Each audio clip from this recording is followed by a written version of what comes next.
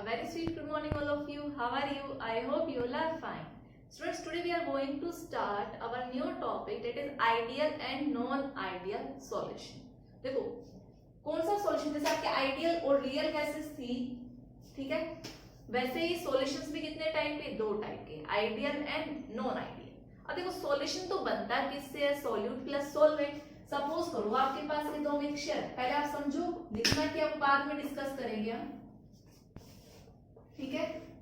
ये मान लीजिए आप A है और ये क्या है, B है. आपने दोनों को क्या कर दिया, मिक्स कर दिया और एक सॉल्यूशन बन गया AB, ठीक है. इसमें क्या है, ओनली A, जो भी सॉल्यूशन बना है, सॉल्वेंट है ये क्या है A, और यहाँ पर क्या है आपके BB, ठीक है. तो इसके अंदर कौन से इंटरैक्शन प्रेजेंट होंगे, AA इंटरैक्शन, और यहाँ पे ओनली कौन से प्रेजेंट होंगे, BB interaction. AA interaction and BB interaction, ठीक है. जब सॉल्यूशन बन गया तो सॉल्यूशन बना AB, तो यहाँ पे कौन से इंटरैक्शन प्रेजेंट होंगे, AB इंटरैक्शन, ठीक है. अब भाई ये हमारा आइडियल बना है या फिर नॉन आइडियल, ये चीज हम कैसे चेक करेंगे. देखो जब ओनली A था तो AA इंटरैक्शन था, ओनली B था तो BB इंटरैक्शन. इसका वॉल्यूम आप मान लो, जो आपका A है इसका वॉल्यूम हम V1 मान ले, ये V1 वॉल्यूम का है, ठीक है, और ये क्या मान लू मैं, V2 वॉल्यूम का है, ठीक है, और ये क्या मान लू, V फाइनल या V टोटल,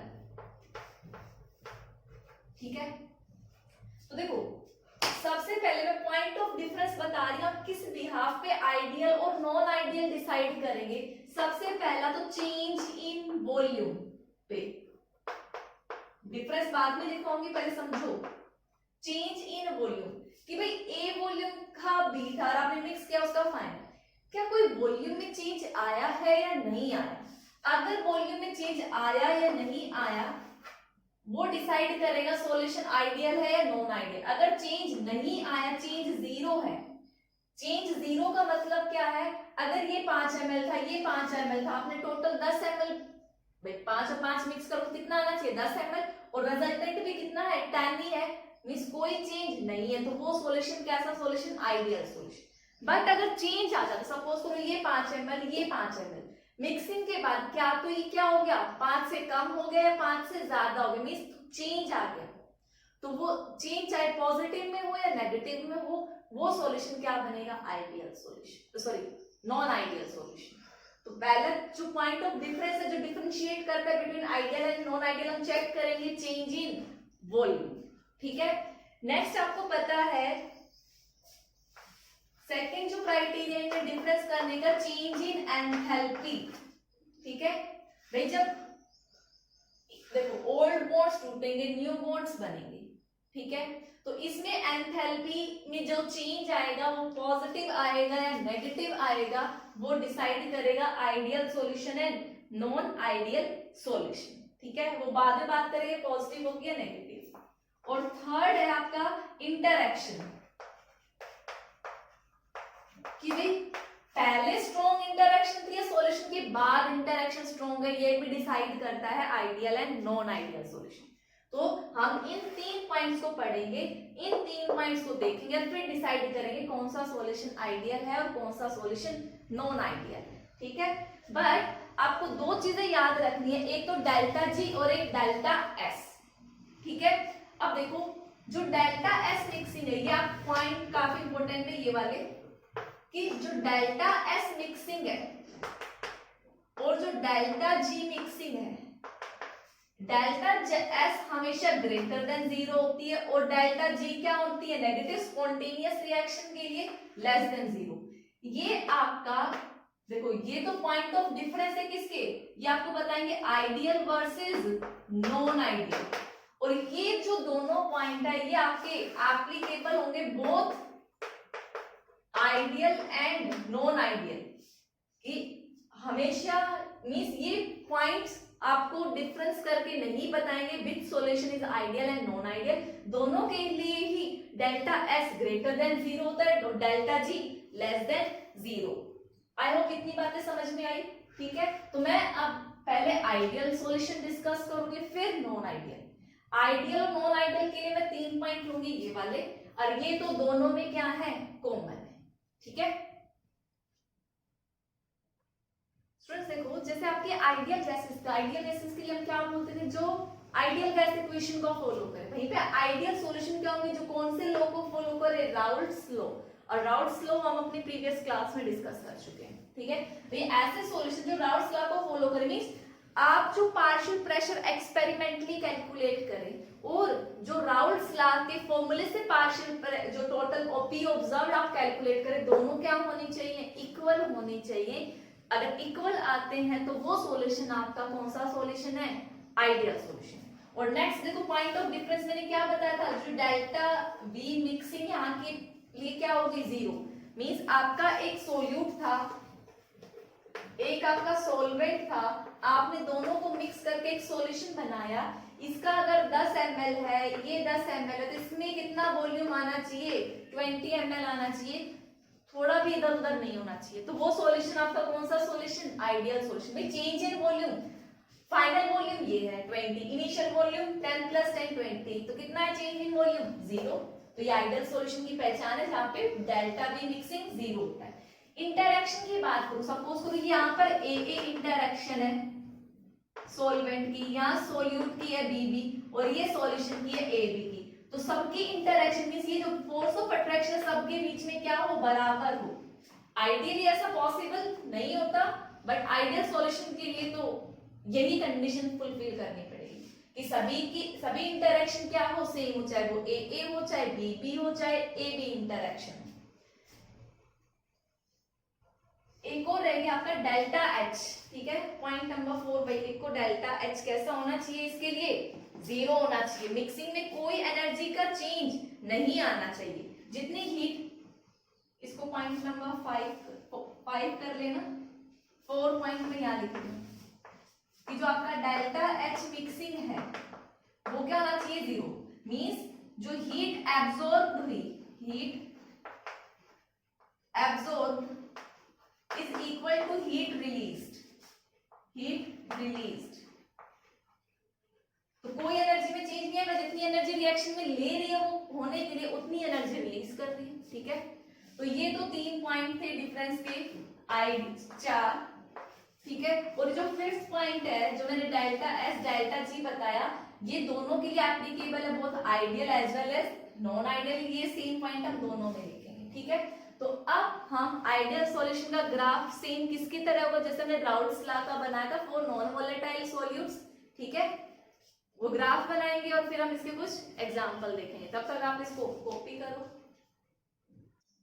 सो स्टूडेंट्स, ये ग्राफ हम ऑलरेडी राउल्ट्स लॉ में देख चुके हैं। जो राउल्ट्स लॉ को फॉलो करेगा वो आइडियल सॉल्यूशन, सेम ग्राफ है, एक्सप्लेनेशन में समझा चुकी हूँ, तो आप प्रीवियस लेक्चर में देख सकते हो। एग्जाम्पल की बात करूं तो देखो, अगर मैं ये देखूं तो ये भी क्या है, पोलर है, और ये भी क्या है, पोलर है। ठीक है, दोनों का नेचर क्या हो गया, सेम, तो इंटरैक्शन भी क्या होगी, ऑलमोस्ट सेम होगी। और अगर इसका साइज भी देखें तो ज्यादा डिफरेंस नहीं होगा, इसमें एक कार्बन चेन में ऑलमोस्ट सिमिलर है। ठीक है, नेक्स्ट जैसे बेंजीन, टोल्यूइन, एनहेक्सिन, एनहेप्टेन, यहाँ पे इंटरैक्शन और साइज लगभग सेम है, तो वॉल्यूम वगैरह ये जो चेंज है ये ज्यादा नहीं आएगा, हम ऑलमोस्ट 0 ही मान लेंगे। तो आपको एग्जांपल तो याद करने पड़ेंगे, उसका कोई सॉल्यूशन नहीं है। ठीक है, तो आप ये कॉपी करो। स्टूडेंट्स देखो, नॉन आइडियल सॉल्यूशन कौन सा होगा, देखो आइडियल जो राउल्ट्स लॉ को फॉलो करे, नॉन आइडियल जो राउल्ट्स लॉ को फॉलो नहीं करता। मींस जो आप एक्सपेरिमेंटली कैलकुलेट कर रहे हो प्रेशर और जो राउल्ट्स लॉ से कर रहे हो प्रेशर, वो दोनों सेम नहीं आएंगे। इट मींस वो हमने आइडियल पाथ से डेविएट कर लिया, तो ये कंडीशन है नॉन आइडियल की। सेकंड, जहां पे डेल्टा वी मिक्सिंग 0 थी, यहाँ पे क्या है, नॉन 0 है, क्या तो पॉजिटिव चेंज होगा या नेगेटिव। कैसे भाई, सपोज करो ये 10 था, जैसे हमने एग्जांपल लिया था, और ये भी 10 था, ए और बी मिलके सॉल्यूशन का जो वॉल्यूम है देखो 20 होना चाहिए। इनिशियली वॉल्यूम 20 ml है, बट मिक्सिंग के बाद क्या पता वो 19.8 हो गया हो, या फिर थोड़ा बहुत चेंज आ गया हो, क्या पता वो 20.2 हो गया हो। तो मीन्स चेंज देखो ये हुआ होगा तो घटा है, तो चेंज कैसा है नेगेटिव, और यहाँ पे अगर आओगे तो चेंज बढ़ा है तो क्या आया पॉजिटिव। तो ये चेंज में भी पॉजिटिव भी हो सकता है नेगेटिव भी। तो इस टाइप के सॉल्यूशन को हम क्या बोलेंगे, नॉन आइडियल सॉल्यूशन। ठीक है, ऐसे ये आपका क्या है इंटरैक्शन, ये इंटरैक्शन ए ए और बी बी किसके बराबर नहीं होंगी, ए बी की। क्या तो ये स्ट्रॉन्ग होंगी ये कम हो जाएगी, या फिर ये स्ट्रॉन्ग होगी ये कम हो जाएगी। उसी के बिहाफ पे हम नॉन आइडियल सॉल्यूशन को भी दो क्लास में क्लासिफाई करेंगे, positive deviation and solution which show positive deviation and solution which show negative deviation। ठीक है, और जैसा कि मैंने बताया था कि जो डेल्टा एस है और डेल्टा जी है ये दोनों के लिए क्या है, सेम है। ये डिसाइड नहीं करता whether the solution is negative और सॉरी आइडियल और नॉन आइडियल, ये दोनों के लिए सेम है। ठीक है, तो इसी क्लास में भी डेविएशन को पॉजिटिव साइड में डेविएट करेगा, negative means delta b mixing बढ़ेगा या घटेगा, डेल्टा एच बढ़ेगी या घटेगी, इंटरैक्शन ये स्ट्रॉन्ग होंगे या ये स्ट्रॉन्ग होंगे। इन्हीं के बिहाफ पे नॉन आइडियल को दो क्लास में क्लासिफाई किया, positive deviation solution and the solution which show negative deviation. तो अब हम वो स्टडी करेंगे। फ्रेंड्स जैसा कि मैंने बोला था हम आइडियल नॉन आइडियल को दो में डिवाइड करेंगे, solution which show negative deviation from Raoult's law means Raoult's law से नेगेटिव की तरफ जाए और ये राउल्ट्स लॉ में पॉजिटिव की तरफ जाए। ठीक है, अब देखो हमने राउल्ट्स लॉ में क्या देखा था स्टूडेंट्स, तो फिर देखो राउल्ट्स लॉ से हमने जब आइडियल देखा था तो आइडियल में पी टोटल किसके बराबर था, एक्सपेरिमेंटली इज इक्वल टू जो कैलकुलेट कर रहे हैं फॉर्मूले से बराबर था, और नॉन आइडियल के बराबर नहीं था। अब बराबर नहीं था क्या तो वो ज्यादा होगा या कम होगा। अगर एक्सपेरिमेंट से कैलकुलेट किया हुआ पार्शियल प्रेशर और राउल्ट्स लॉ से किया हुआ दोनों मैच नहीं करते और एक्सपेरिमेंट से कम आता है, पी टोटल कम आता है, दिस जो आपने राउल्ट्स लॉ से कैलकुलेट करते हो तो वो कौन सा डेविएशन शो करेगा, नेगेटिव डेविएशन। इट मींस जो अगर मैं इंडिविजुअल बात करूं जो आपका पी नोट ए एक्स ए, ठीक है, जो पी नोट ए एक्स ए है वो क्या होगा, जो ऑब्जर्व पी है, जो पी ऑब्जर्व है वो क्या होगा, कम होगा, और ये क्या होगा, ज्यादा होगा। सिमिलरली पी ऑब्जर्व फॉर इसके लिए सोल्यूट के लिए ये भी क्या होगा, ज्यादा होगा, एक्सपेरिमेंट से कम आएगा। ठीक है, ये चीज याद रखना। सेकेंड जो आपके सोल्यूट सोल्यूट या फिर सोलवेंट सोलवेंट इंटरैक्शन है वो हमेशा वीक मिलेंगे, और जो सॉल्यूशन ए बी के इंटरैक्शन है वो क्या होंगे, ज्यादा मिलेंगे। देखो भाई ऑब्वियस सी बात है जब सॉल्यूशन का इंटरैक्शन बढ़ गया, सॉल्यूशन का इंटरैक्शन बढ़ गया मॉलिक्यूल्स के बीच में, क्या वो वेपर बनाएंगे, नहीं बनाएंगे। Means vapour as compare to pure उनका वेपर प्रेशर क्या होगा, कम होगा, तो सॉल्यूशन का पी ऑब्जर्व क्या आएगा, कम आएगा। देखो तभी तो मैंने पी टोटल कम लिखा है, समझ में आया। तो यहाँ पे ए बी इंटरैक्शन ज्यादा होते हैं और ए और ए या फिर बी बी इंटरैक्शन कम होंगे एज कंपेयर टू दिस। ठीक है, नेक्स्ट डेल्टा बी मिक्सिंग भी क्या होगा, लेस देन जीरो। मींस जब भी आप दो सॉल्यूशन को ऐड करोगे हमेशा वॉल्यूम क्या करेगा, डिक्रीज करेगा। और डेल्टा एच मिक्सिंग क्या होगा, नेगेटिव होगा। नेगेटिव का मतलब यहाँ पे हीट एनर्जी क्या होगी, रिलीज होगी। जब ए बी की फॉर्मेशन होगी तो हीट एनर्जी इज रिलीज्ड। ठीक है, सिमिलरली जो पॉजिटिव शो करेंगे उनका पी ऑब्जर्व जो टोटल है, पी ऑब्जर्व जो है वो ज्यादा होगा as compare to Raoult's law जो थियोरेटिकली हम कैलकुलेट कर रहे हैं। या फिर आप ये बोल सकते हो कि जो पी ऑब्जर्व इंडिविजुअल की बात कर रही हूँ greater than P naught A X A, और इस वाले का P observe is greater than P naught B X B. Clear हुआ। नेक्स्ट है जो ए और बी बी अलग अलग जो इंटरैक्शन है वो स्ट्रॉन्गर है as compare to A B. Means A B बनने से पहले ए के मॉलिक्यूल के बीच में और बी बी के मॉलिक्यूल के बीच में क्या इंटरैक्शन ज्यादा स्ट्रॉन्ग है। ठीक है, और फिर यहाँ पे क्या होगा, delta b mixing greater than zero. ठीक है, जैसे आप और जो डेल्टा एच है वो क्या होगा, ग्रेटर देन जीरो, मीन्स यहाँ पे हीट क्या होगी, सप्लाई होगी, रिलीज नहीं होगी during the formation of A B interaction. ठीक है, अब इसके बाद हम देखो ग्राफ देखेंगे। आप ग्राफ यहाँ से देख लेना, जो पी नोट ए एक्स है ये कम है, टोटल भी क्या है, कम है, और पॉजिटिव वाले में क्या है, ज्यादा है। ठीक है, तो इसके एग्जाम्पल और ग्राफ हम अभी देखते हैं। तो स्टूडेंट देखो, अगर मैं इसे ग्राफ की बात करूं तो देखो राउल्ट्स लॉ वाले मैंने ग्राफ बनाए, ये दोनों ही क्या है, डेविएट करते हैं राउल्ट्स लॉ से। ये नेगेटिव डेविएशन शो करता है। पार्शियल प्रेशर हमने देखा था, जितना राउल्ट्स लॉ से आना चाहिए उससे ऑब्जर्व क्या आता है, कम आता है। तो देखो ये वाला ग्राफ किसका होगा, जो मैंने बनाया है, इससे क्या करेगा, डेविएट करेगा, मींस इतना आना चाहिए बट इससे क्या आएगा, ये कम आएगा। सिमिलरली ये वाला जो है आपका कर्व, ये भी क्या करेगा, डिक्रीज करेगा। और ये आपका क्या था, देखो टोटल इतना आना चाहिए था राउल्ट्स लॉ से, बट आया क्या है, कम आया है, जिसको देखो मैं अलग कलर से शो कर रही हूं, वो भी क्या करेगा, डिक्रीज करेगा। ठीक है, सिमिलरली यहाँ पे पार्शियल प्रेशर बढ़ा था। ठीक है, तो पॉजिटिव डेविएशन तो इतना आना चाहिए, लेकिन उससे क्या आ रहा है, ज्यादा आ रहा है। सिमिलरली ये भी ज्यादा आ रहा है, टोटल पी टोटल इतना आना चाहिए बट वो भी क्या है, ज्यादा आ रहा है। तो ये नेगेटिव डेविएशन का ग्राफ है और ये पॉजिटिव डेविएशन का। और ये कुछ एग्जांपल है जो आपको याद रखने हैं। जनरली जो आपके नेगेटिव डेविएशन में इंटरेक्शन देखो क्या थे, ए और ए बी इंटरेक्शन वीक थे। जैसे HCl की बात करूं मैं, HNO3 की बात करूं, आपस में इनके इंटरेक्शन वीक है, वाटर के साथ वो हाइड्रोजन बॉन्डिंग बना लेंगे, मतलब उनसे ज्यादा स्ट्रॉन्ग शो करेंगे सॉल्यूशन बनने के बाद। ठीक है, ऐसे यहाँ पे क्या है, इन दोनों के जो इंटरेक्शन है आपस में, भाई इथेनॉल का आपस में स्ट्रॉन्ग है, बेंजीन का, लेकिन इथेनॉल बेंजीन में फिर क्या हो जाएगा, वीक हो जाएगा। समझ में आया? तो एग्जांपल आपको हमेशा याद रखने हैं, पूछ सकता है ऑब्जेक्टिव क्वेश्चन में भी। तो यहाँ पे स्टूडेंट्स हमारा ideal and non ideal solution finish होता है। स्टूडेंट्स देखो नेक्स्ट है हमारा एजियोट्रॉपिक मिक्सचर। देखो एजियोट्रॉपिक मिक्सचर क्या होता है, जब आप दो सॉल्यूशन बनाते हो, ए का अलग बॉइलिंग पॉइंट होता है, बी का अलग होता है और रिजल्टेंट का अलग होगा।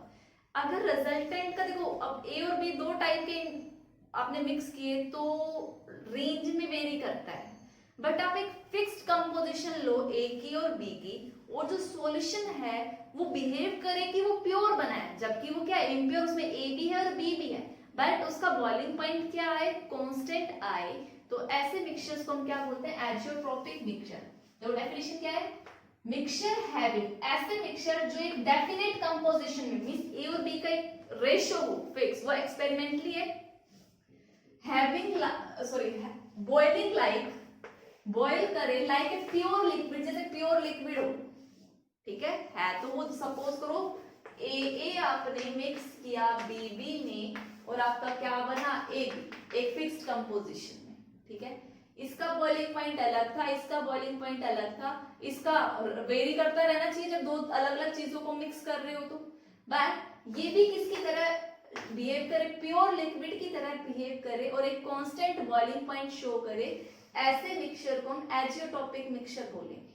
ठीक है, ये भी दो टाइप का होता है। जो हमने अभी देखा था, जो सॉल्यूशन पॉजिटिव डेविएशन शो कर रहे थे वो क्या शो करेंगे, मिनिमम बॉइलिंग एजियोट्रॉप्स। रिवर्स है, जो पॉजिटिव थे वो मिनिमम बॉइलिंग एजियोट्रॉप्स होंगे, और जो नेगेटिव डेविएशन शो करते वो मैक्सिमम बॉइलिंग एजियोट्रॉप्स। देखो नेगेटिव डेविएशन कब आया था, प्रेशर कम हो गया था, प्रेशर कम हो गया था तो मतलब ए इंटरेक्शन ज्यादा थी और बी भी ज्यादा थी ए बी से, मींस ए बी में कन्वर्ट नहीं होना चाहिए, तो आपको ज्यादा टेम्परेचर अप्लाई करना पड़ेगा, ज्यादा टेम्परेचर मतलब मैक्सिमम बॉइलिंग। ठीक है, तो सेम एग्जांपल जो आपने किसमें देखे थे, नेगेटिव डेविएशन में देखे थे, वो इसके पॉजिटिव एजियोट्रॉप के एग्जांपल हो जाएंगे। जो वहां पॉजिटिव डेविएशन में देखे थे वो मिनिमम बॉइलिंग एजियोट्रॉप के एग्जांपल हो जाएंगे। ठीक है, तो ये डेफिनेशन काफी इंपॉर्टेंट है, बोर्ड एग्जाम बहुत बार पूछ चुका है इस चीज को, तो आपको ये लर्न करनी है अच्छे से। फ्रेंड्स अब हमारा लास्ट टॉपिक है कॉलिगेटिव प्रॉपर्टी। ठीक है, इसके बाद वांट ऑफ फैक्टर, अब नॉर्मल मास भी आता था बट वो इस ईयर सिलेबस से रिमूव हो गया, तो ये हमारा लास्ट टॉपिक है कॉलिगेटिव प्रॉपर्टी। ठीक है, और इन जो लास्ट के जो टॉपिक थे एब्नॉर्मल मॉलिक्यूलर मास, जो वांट ऑफ फैक्टर वाला है, और ये यहीं से क्वेश्चन आने के चांसेस थे, तो अब आपका एक टॉपिक रिमूव हो गया तो 100% श्योरिटी हो जाती है कि एग्जाम में यहाँ से क्वेश्चन बहुत मीन्स पूछा ही जाएगा, श्योरिटी है। तो आपको ये बहुत अच्छे से कवर करना है। देखो कोलिगेटिव प्रॉपर्टी क्या है, ये उन डाइल्यूट सॉल्यूशंस की प्रॉपर्टी है, ठीक है। Those properties of dilute solution, colligative properties कौन सी प्रॉपर्टी है, those property of dilute solution whose depend only on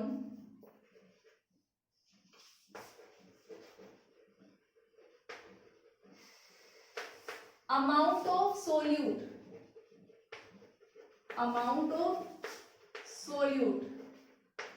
not on nature of solute।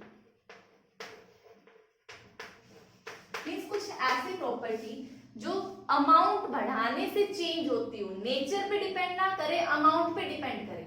मतलब भाई आप चाहे चीनी लो चाहे नमक लो, ठीक है, नेचर से डिपेंड नहीं करता, किस पे डिपेंड करता है, मास सॉरी इसके अमाउंट पे डिपेंड करता है कि आप कितना ले रहे हो, मीन्स नंबर ऑफ मोल्स पे डिपेंड करता है। तो ऐसी प्रॉपर्टीज को हम क्या बोलते हैं, कोलिगेटिव प्रॉपर्टी। डेफिनेशन बहुत इंपॉर्टेंट है, आपको आनी चाहिए। हमारे सिलेबस में 4 कोलिगेटिव प्रॉपर्टी है। First relative lowering in vapour pressure, RLVP बताया था ये मैंने आपको। सेकंड वन इज आपकी क्या हो जाएगी, elevation in boiling point.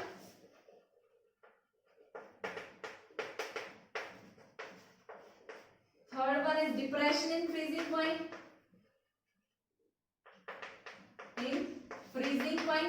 and fourth one is osmotic pressure। ये सब की सब किस पे डिपेंड करती है कि आपने कितना सोल्यूट सोलवेंट में डाला है, ना कि कौन सा सोल्यूट सोलवेंट में डाला है। नेचर पे डिपेंड नहीं करता, सिर्फ अमाउंट पे डिपेंड करता है। तो मैं अभी RLVP डिस्कस करूंगी। ये हम ऑलरेडी देख चुके हैं किसमें, जो हमने राउट्स लॉ स्टडी किया था फॉर नॉन वोलेटाइल सोल्यूट, ठीक है। तो आप इसको कॉपी करो स्टूडेंट्स। तो देखो ये हमने कहां देखा था, फॉर नॉन वोलेटाइल सोल्यूट, ठीक है। किसके लिए, राउट्स लॉ के लिए देखा था हमने।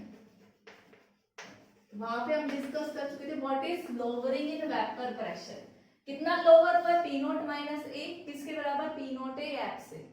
देखो ये जो टर्म है इसको हम क्या बोलते हैं, लोअरिंग इन वेपर प्रेशर। क्या ये सिर्फ अमाउंट पे डिपेंड कर रही है, नहीं, साथ में प्रेशर भी है। तो आप बोल सकते हो relative lowering in vapour pressure is not a colligative, sorry lowering in vapour pressure is not a colligative property. याद रखना, बहुत बार पूछा गया है। बट जो रिलेटिव लोअरिंग है रेस्पेक्ट में, आप P0 ए को इधर लेके आओ, जब आप इसको सॉल्व करोगे तो आपका एक बार ऊपर चेक करना, लोअरिंग वाले में x ए आएगा या x बी आएगा। जो आपने लोअरिंग दिखाई है यहाँ पे मैंने बाय मिस्टेक x ए लिख दिया है, x बी, ठीक है। तो relative lowering in vapour pressure is a colligative property. क्यों, वो देखो एग्जाम में आएगा, what do you mean by colligative property. तो डेफिनेशन स्टार्टिंग में लिखी वो, और आपसे फिर बोलेगा प्रूव करो कि relative lowering in vapour pressure एक कोलिगेटिव प्रॉपर्टी है। तो देखो relative lowering in vapour pressure किसके बराबर होता है, इसके बराबर होता है। तो अब मोल फ्रैक्शन की वैल्यू लिखो, P0 ए माइनस PA अपॉन में P0 ए क्या होता है, mole fraction moles of B upon में moles of A plus moles of B, ठीक है। और देखो जरा याद करो, डाइल्यूट सॉल्यूशन बोला था मैंने कोलिगेटिव प्रॉपर्टी में, it is property of those dilute solution. Dilute solution क्या होगा, सोलवेंट बहुत ज्यादा अमाउंट में होगा, मींस उसके मोल्स क्या होंगे, बहुत ज्यादा अमाउंट है तो हम नेग्लेक्ट कर सकते हैं, मींस बहुत ज्यादा मोल्स होंगे तो उसके कंपैरिजन में NP को नेग्लेक्ट कर सकते हैं। तो इसको क्या लिख सकते हैं, NB अपॉन में अप्रोक्सीमेटली NA लिख सकते हैं, ठीक है। तो आपको यहाँ साफ साफ नजर आ रहा है कि ये किसके प्रोपोर्शनल हो गया, नंबर ऑफ मोल्स के आपको नजर आ रहा होगा। इसीलिए ये आपकी क्या है, एक कोलिगेटिव प्रॉपर्टी है, ठीक है। ध्यान से करना है आपको, एक क्वेश्चन एग्जाम में 5 मार्क्स का पूछा जाता है, तो आप इसको कॉपी करो सो स्टूडेंट आप लिख सकते हैं जो RLVP है depend only on number of moles of solute, ठीक है, in a definite amount of solvent. Solute solvent का रेशियो सिर्फ मोल्स पे डिपेंड कर रहा है, अमाउंट पे डिपेंड कर रहा है, इसीलिए RLVP is a colligative property, इसका रीजन ये है, ठीक है।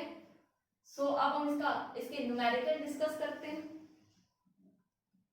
स्टूडेंट देखो आपको जो क्वेश्चन दिया गया आपसे उससे क्या पूछा है, calculate mass of non volatile solute, means आपसे WB पूछा गया है, मास ऑफ सोल्यूट जो गिवन मास है वो पूछा गया है, इसका मोलिकुलर मास उसने 40 दे रखा है, ठीक है। आपको क्या गिवन है कि 114 ग्राम ऑक्टेन में डिसॉल्व किया है, सोलवेंट आपका क्या है ऑक्टेन में, कितने में 11 ग्राम में, और उसका प्रेशर क्या कहता है 80% तक रिड्यूस हो जाता है, ठीक है। तो देखो प्रेशर की बात चल रही, हम किसकी बात करेंगे, रिलेटिव लॉगरिथम वेपर प्रेशर, जिसका फॉर्मूला क्या था P0A माइनस PA अपॉन में P0A is equal to XB। भाई इनिशियली प्रेशर P0A कितना मान लो 100 मान लो, और वो कब तक हो जाता है जब तक वो 80 ना हो जाए, 80% तक। 100 से कितना आ गया 80 आ गया, तो वैल्यूज पुट कर दो 100 माइनस 80 अपॉन में 100 इज इक्वल टू XB, ठीक है। इसको सोल्व करोगे तो 20 by 100 is equal to XB, कितना आ गया 1/5, मींस आपका XB कितना आया 1/5।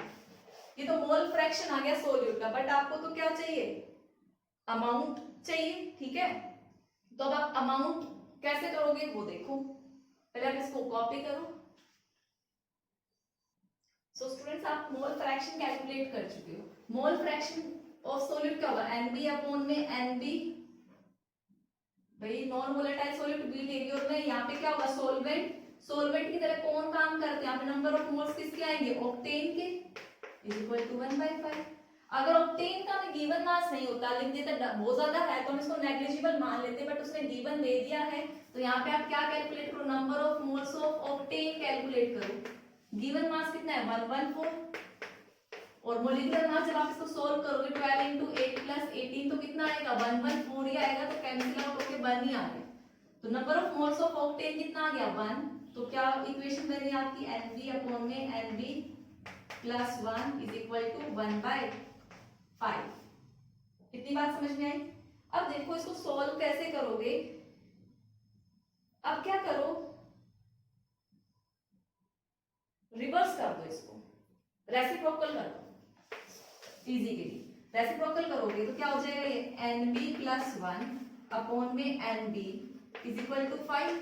NB को एक बार इसके नीचे एक बार इसके नीचे रखोगे तो 1 बचेगा, प्लस में 1/NB इज इक्वल टू 5, तो 1/NB कितना आ गया 5 माइनस 1 कितना आया 4, रेसिप्रोकल कर दो तो NB कितना आ गया 1/4। देखो कैलकुलेशन चेक करो कितना है, ठीक है। NB आपका आ गया 1/4। अब हम देखो आगे देखते हैं, हमें तो अमाउंट कैलकुलेट करनी थी, WB कैलकुलेट करना था, ठीक है। हमारे पास मोल आ गए इसके, तो मोल क्या होता है गिवन मास अपॉन में मोलिकुलर मास, मोलिकुलर मास कितना है 40, मोल्स कितने आए आपके पास 1/4, कैंसिल आउट 10 बचेगा, ये 10 इधर आएगा तो W कितना आ गया आपका 10 ग्राम। तो अमाउंट ऑफ सोल्यूट कितना प्रेजेंट था 10 ग्राम। तो एग्जाम में कुछ इस तरीके से क्वेश्चन आएंगे जो आपको प्रैक्टिस करने। स्टूडेंट्स यहाँ पे हम अपनी एक कोलिगेटिव प्रॉपर्टी फिनिश कर चुके हैं, ठीक है। अब कल हम अपनी तीनों कोलिगेटिव प्रॉपर्टी फिनिश कर लेंगे, तो आपको इससे रिलेटेड क्वेश्चंस की प्रैक्टिस करनी है और आइडियल और नॉन आइडियल सॉल्यूशन के क्वेश्चंस को देखना है, ठीक है। तो that's all for today's lecture, thank you and have a nice day.